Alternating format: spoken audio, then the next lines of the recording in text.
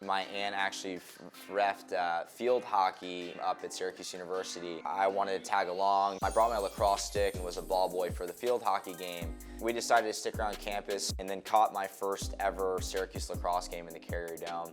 I guess after that day, in the car ride home, I was asking, how do I apply to go to this school? How do I get in here? I want to play lacrosse here. I was a second grader, didn't know any better. And I was hooked. Ever since then, and for me personally, it was kind of Syracuse or bust. I can tell you my parents were probably pretty concerned for a little while as I got into my junior, senior year when I had other schools contacting me about scholarship opportunity and playing time and guarantees and stuff, and I was kind of trying to buy myself as much time until I got that final answer from Syracuse. For me, it was just like, set the priority, set the standard high. If you're gonna do something, try to be the best at it, and at the time, Syracuse was known, in my opinion, still is known to be the best, having the most national championships. Coach Rogers had called me, I think it was the summer going into my senior year, and he basically just said, look, you're late in the recruiting process, we've seen you play live, we've seen film, we think you'll have an opportunity to get on the team and prove your point from there, but we don't have scholarship money and you're gonna have to kind of earn everything once you get into the school. So I had a tough decision to make. For me, again, it was, I set the goal.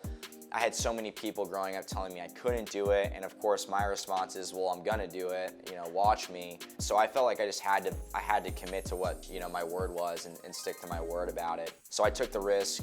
I told all the other schools, I appreciate the opportunity, I appreciate the consideration, but I want to take, this chance up, which is one of a lifetime, to try to get on this team. And then once I got into practice and got into the swing of things, honestly, I think it benefited me as a blessing, not really knowing any better as a kid, to play loose and play free, because I really had nothing to lose, but really everything to prove. And I think that's what helped me stand out early on, is the fact that I wasn't afraid to take risks. I wasn't afraid to do things that maybe weren't as characteristic. And I wasn't afraid to kind of just play hard and play athletically. And I think really that's what opened the eyes of the coaching staff to realize, man, we should give this kid some more time to see where he ends up. Obviously, pending my injury, that kind of set that back. But I'd say by the end of my sophomore year, I think they were pretty confident that they could find a role for me there, and that I was going to be able to compete at that level. Obviously getting to campus and getting on the team was a dream come true for me.